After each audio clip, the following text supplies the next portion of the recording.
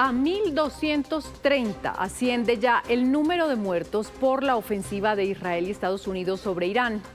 La capital y otras áreas del Kurdistán iraní han sido blanco de bombardeos desde la madrugada. Desde Teherán, Catalina Gómez Ángel tiene el reporte de lo que ha ocurrido en las últimas horas allí, en el corazón del conflicto.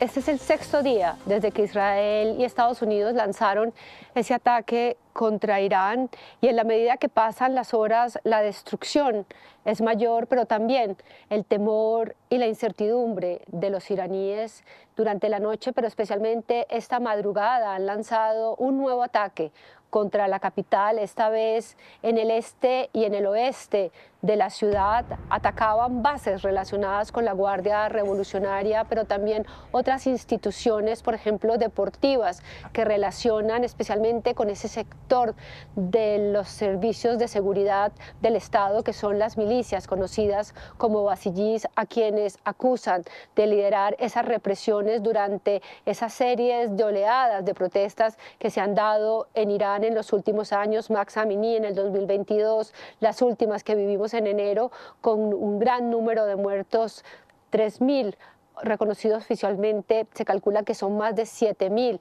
quienes fueron asesinados también por este tipo de fuerzas. Sin embargo, todas estas circunstancias que rodean a estos ataques también tienen grandes consecuencias en la población civil. Si bien algunos de esos objetivos son esas bases militares o del gobierno, de la justicia o de las milicias, tienen grandes repercusiones en edificios habitados por ciudadanos corrientes. La cantidad de munición que están utilizando es devastadora, y vemos cómo quedan edificios dañados, destruidos, con gente herida o muerte, o gente solamente que transita por las calles, porque aquí no hay alarmas y tampoco hay refugios donde esconderse. Y también a esto se suma la incertidumbre de quién gobernará al país. El líder supremo de la revolución, Ali Khamenei, fue asesinado en ese primer momento del ataque el 28 de febrero. En algún momento tiene que llevarse a cabo el funeral o las ceremonias en esa mezquita o en ese mosala que ven a sus espaldas. Sin embargo, no hay fecha concreta y se está a la espera de saber quién va a reemplazarlo. Se habla de su hijo Mujtaba Khamenei, pero hasta ahora no se sabe cuál es la decisión final de esa asamblea de expertos que tiene que elegir el reemplazo del líder supremo. Catalina, gracias. Y a propósito de eso, el presidente de Estados Unidos, Donald Trump, aseguró que él debería tener un papel en la elección del próximo líder supremo de Irán, y que el hijo del ayatolá Ali Khamenei le parece un candidato inaceptable. Pero el sexto día de guerra afecta a muchos otros lugares en el Medio Oriente, sobre todo el Líbano, donde miles intentan huir de un inminente bombardeo a 4 barrios de Beirut que Israel llamó a evacuar. Otro país nuevo, Azerbaiyán, ahí en el noroccidente de Irán, resultó afectado por la explosión de drones, pero Irán niega su responsabilidad. En cámara quedó captado el momento en el que un dron cayó en Azerbaiyán. Las autoridades azerbaiyanas reportaron que un par de drones volaron a través de la frontera con Irán y cayeron en su territorio. 2 personas resultaron heridas. Las versiones sobre quién sería el responsable son contradictorias, pero el gobierno de Azerbaiyán dijo que abrió una investigación y prometió una respuesta. Atacaron de forma horrible, cobarde y descarada. Esta mancha jamás se borrará de su horrible y antiestética cara. Se tomarán todas las medidas necesarias. Así, ya son por lo menos 13 los países involucrados de manera directa en el conflicto desde el pasado fin de semana. En el Líbano, la situación empeora con el pasar de las horas.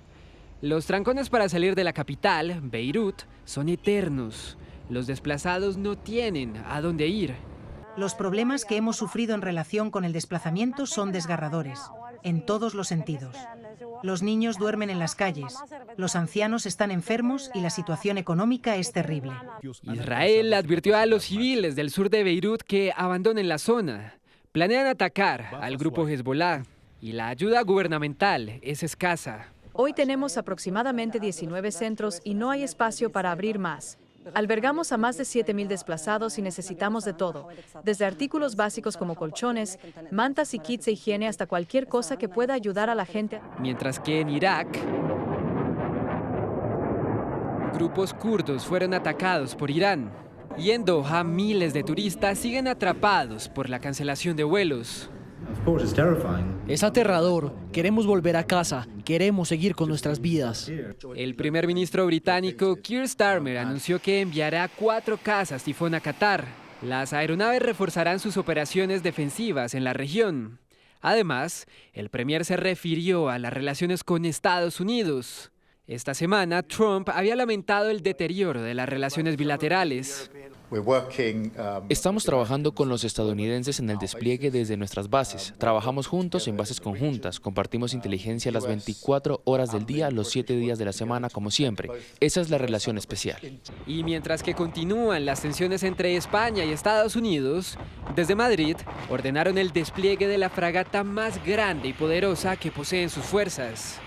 La embarcación Cristóbal Colón se unirá a la francesa Charles de Gaulle. Su misión, junto a otras embarcaciones europeas, será proteger a Chipre. Luego que Irán atacara bases británicas en la isla mediterránea. Mientras tanto, en Washington, siguen las divisiones por el futuro de la guerra. Brian McGuinness, un marino estadounidense, fue sacado a la fuerza de una audiencia del Senado en la que se discutía la fuerza estadounidense. Y por ahora, Donald Trump tiene vía libre para continuar con su ofensiva, pues fue rechazada una resolución que buscaba detener la guerra en Medio Oriente. Y a propósito de la movilización militar europea, Irán advirtió hoy al bloque comunitario que si guarda silencio ante la agresión, tarde o temprano pagará un precio.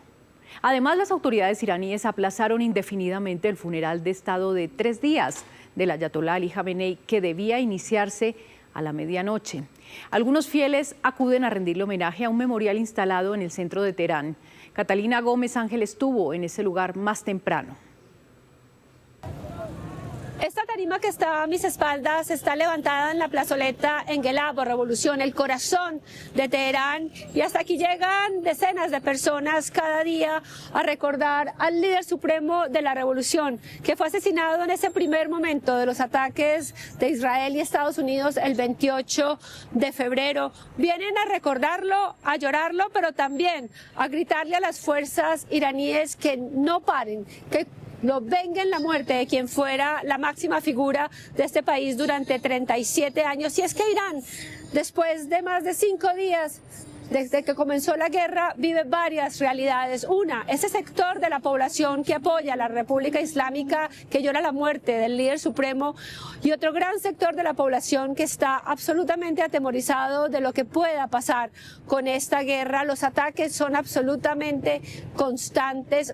Allí, solamente a una cuadra de aquí, una estación de policía fue atacada 2 días atrás. Los transeúntes que pasaban por la calle, al menos 20, murieron. Y es que no solamente son las consecuencias de los ataques, sino las consecuencias en los civiles, porque los daños alrededor, en las edificaciones residenciales, son inmensas. Y otra realidad es saber qué va a pasar con el futuro, no solamente político, quién va a reemplazar al líder supremo, sino hasta dónde van a llegar estos ataques. Esta mañana estábamos en el este de la ciudad, un sector donde tiene gran base la Guardia Revolucionaria, y habían ataques constantes donde civiles como militares eran afectados. Así que en la medida que pasan las horas y los días, la incertidumbre es mayor y el temor de la población también es mayor, porque los ataques llegan a todas partes.